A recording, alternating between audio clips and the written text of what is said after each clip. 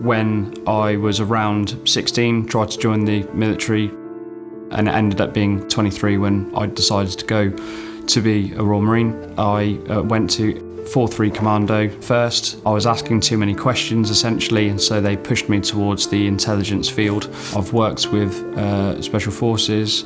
I have supported on many operations, both short and long term. I feel that I've been pretty lucky, and part of that has been my family that have been able to back me up on that. We met when we were 9-ish at school initially, and then we reconnected when we were in our 20s. We've got 2 children, Grayson, who's 10 years old, and Orla, who's 7. And it's been fantastic having a little family to grow, really. For he landed a job in a cake shop. A cake shop? A cake shop? Grayson, cake shop.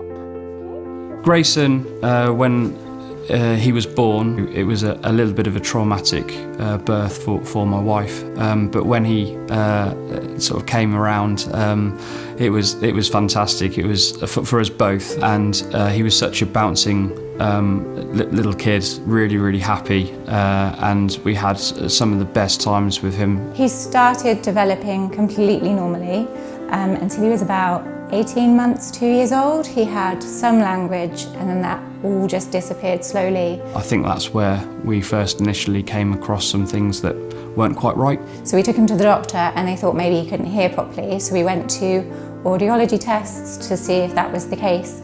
And then they suggested that maybe it was something more serious than that. But he has global developmental delay, and that goes in hand with autism. He acts like a 2-year-old in a 10-year-old's body. He wears nappies. He doesn't understand that he should be asking to go to the toilet beforehand. Orla is 7 years old, and she is the complete opposite to my son. So my son being non-verbal, you can't stop her talking. The happiest I've been with Grayson was when we went to Jenny Cliff Beach and we splashed about in the sea.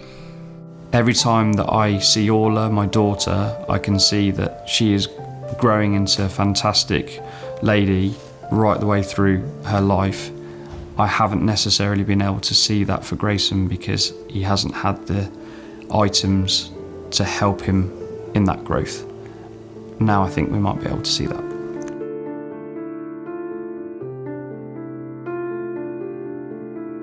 I needed to have a bit of a push to ask for some help. It was a couple of colleagues of mine that said, you should probably investigate this.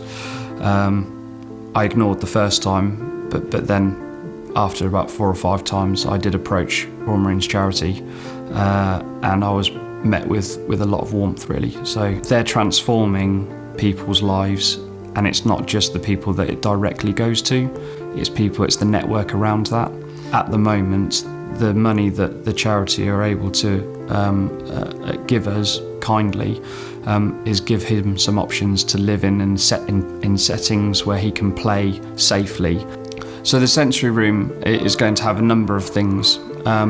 It's going to have an interactive, it's like a projector, so it looks a bit like R2-D2. It's also got a lot of different lighting effects, and as you can imagine, some soft materials as well. We're going to have actual things to play with, so then I can see what he wants to do, and then I can find a plan in my head of what fun things we can do on that bit of the sensory room.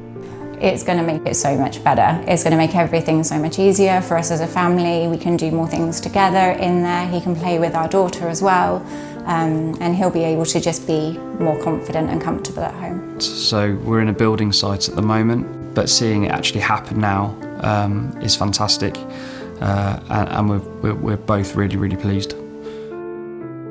Thank you to the charity for doing that, and I think you should do that to more families because it's made ours really happy. Having just received the money, we've got a little bit of, well, I guess, hope for him to progress.